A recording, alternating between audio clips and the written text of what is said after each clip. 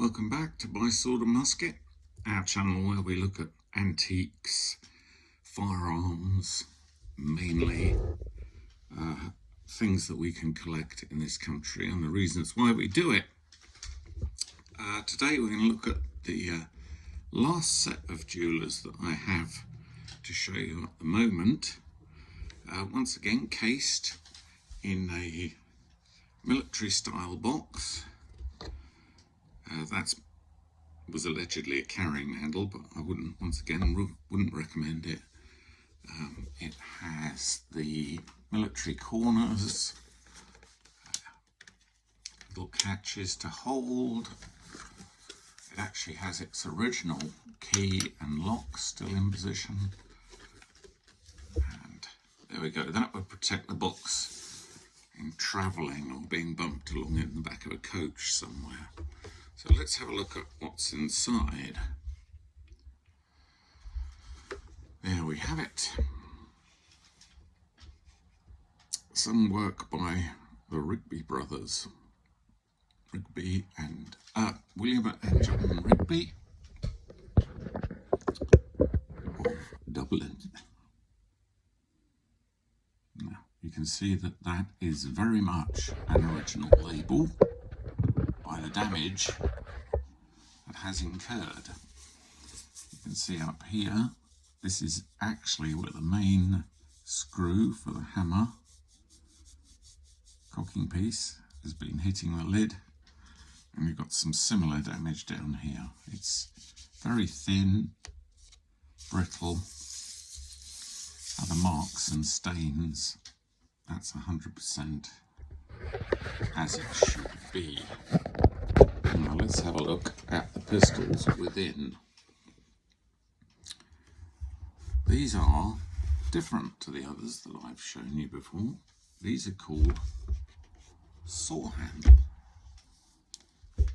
duellers, officers or target pistols. They are approximately 54 bore, smooth bored. But the first thing you really notice is this rather odd handle arrangement with a very flat top. Now that is to enable you to see the sights along the top of the pistol when you hold them out at arm's length. They are quite fine sights. So the timber that these are made in fact, is black ash, or ash that has been blackened. And that would mainly be done by a burning process.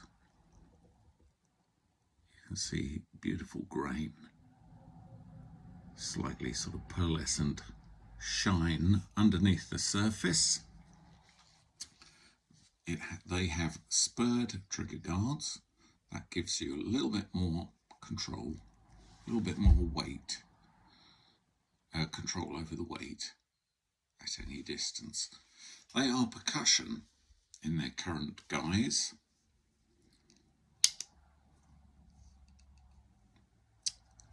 They have called back action locks, beautifully engraved. William and John Rigby. The hammers engraved in exactly the same way.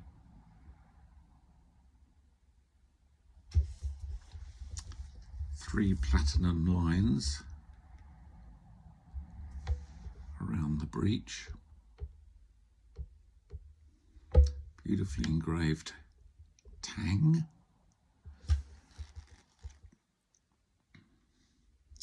And then the maker's name, once again, along the top of the octagonal barrels. You will have also noticed a very strong Damascus twist type pattern on the barrels. Now this is in fact etched, an etched effect. Now whether they would have been browned or blued and then the surface knocked off to show the pattern, only time travelers amongst us will be able to confirm that I suspect that was the case. I've got a nice long barrel, so we're looking at something that was meant to be accurate. The rib along the bottom of the barrel is also engraved to carry on the pattern and the design, as is the captivation rod tube for the cleaning rod. I have blank, unfortunately, silver escutcheons. This plate around the crosspin is silver, as is the fore-end cap. So they are particularly fine, pretty fancy pistols. And according to the Rigby book, the accepted authority, these were made for a Captain Crofton in 1835. He must have had a few bob to spend. I believe that he was probably presented with, or bought himself, or was gifted these pistols when he became a captain in 1835.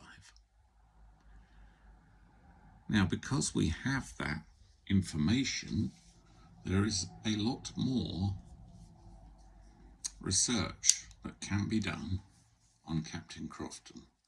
I've had a brief look at him, and it looks like he had a pretty busy time while he was in the army, and was sent, for instance, one place to sort out the Red River fur dispute in North America, border with Canada. Anyway, let's just look at the pistols for now. I know that my argument is that the history give us a wonderful link to the history and the person that owned them, but I just want to show you the pistols at the moment before we get involved with the history. So, extremely fine rear sight, equally fine foresight, a decent weight at arm's length. Let's have a look under the barrels, if we can.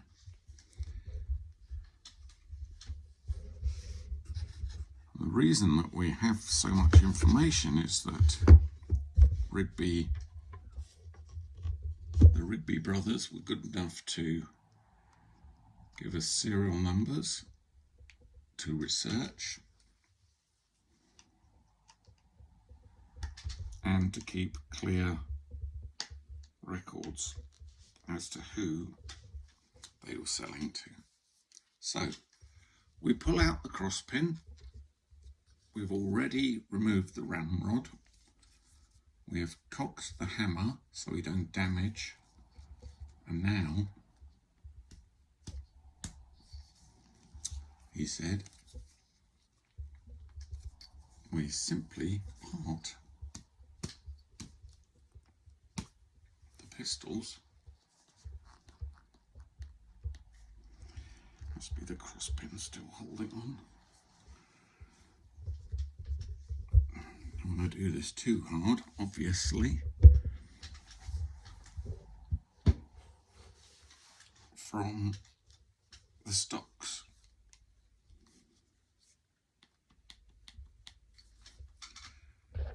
So, once that crosspin is fully retracted, we can have a look at the underside.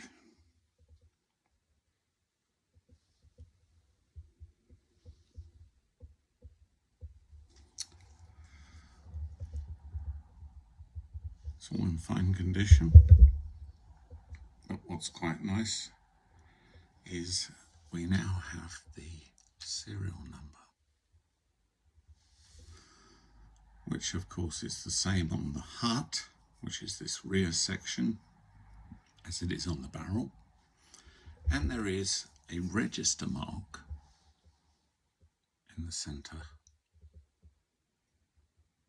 meaning that they're all properly aligned. So this one is number 7818, which is why we know how it was issued, or how we know that it was issued to Captain Crofton. So gently put them back together.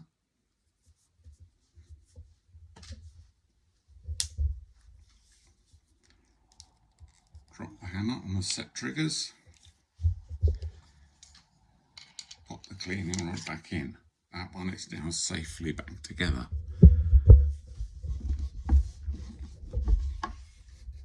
Let's pop the other one out for a quick look. Once again, exactly the same fine blackened ash stock with its saw handle, spurred trigger, flat butt cap,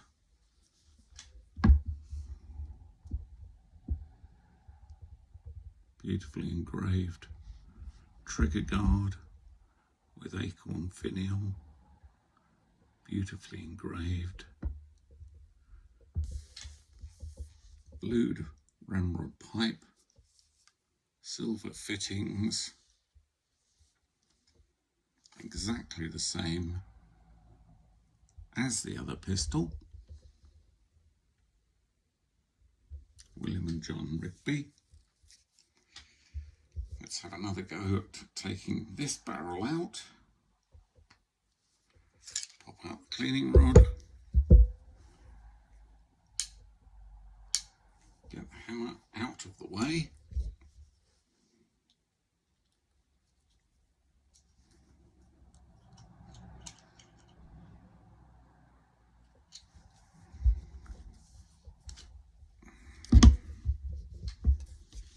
And here she goes.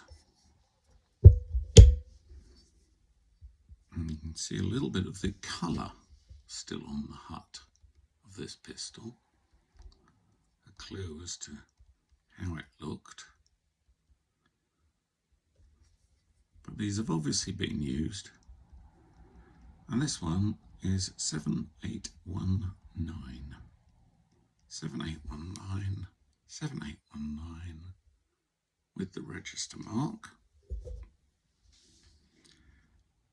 Now strangely, and I don't know why the other one hasn't got this, there's the number down in the channel of the stock, 7819.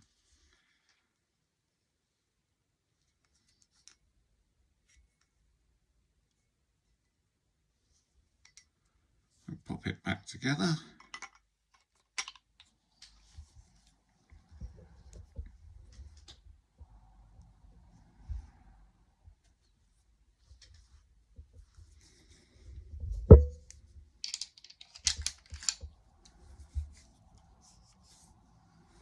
There is fractionally more colour on this lock. Quite often you will find one pistol more used than the other. There was a favourite pistol. So, once again, you can see the detail, the engraving, the wood to metal fit, which is superb. I mean, you virtually can't feel any edge there. If you close your eyes, you go from warmer to cold, and that's the only indication that you've gone from wood to steel. So the fit is beyond belief. Beautifully finely checkered grips to aid grip. And there you have a very purposeful saw-handled dueler. If we have a close look at the box, I can show you that the number repeated. Number 7, 8, 1, 8 and 9. That is repeated there.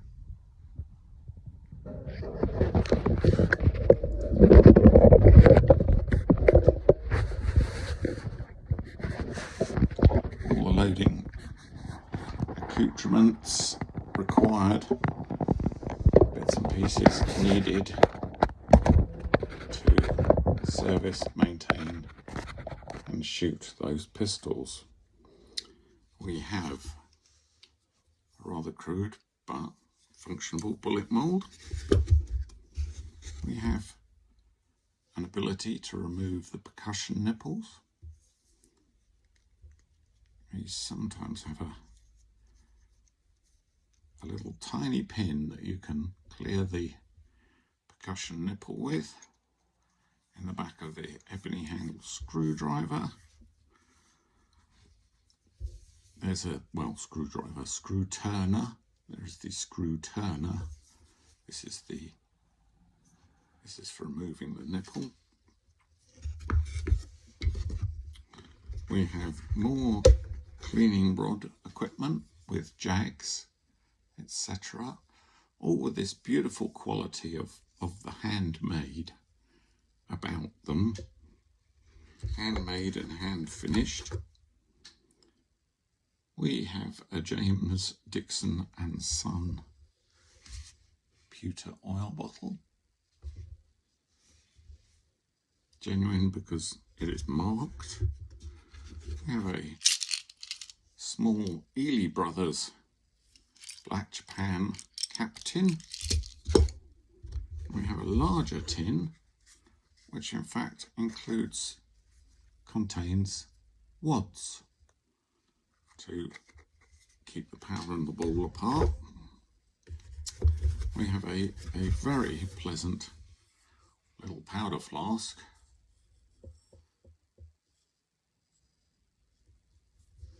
with spring and cut-off, with the ability to change the measurement by twisting and allowing the screw to run up the graduated scale. We have cleaning jags. We have a small little leatherette type bag containing some of the musket balls.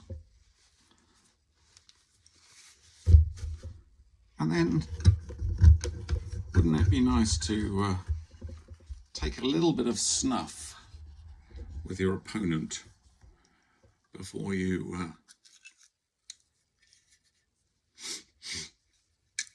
put a bullet through his brain or his heart because you have had a disagreement together.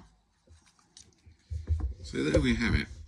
Everything required to go and settle your latest dispute with your neighbour or someone who looked at you a bit funny.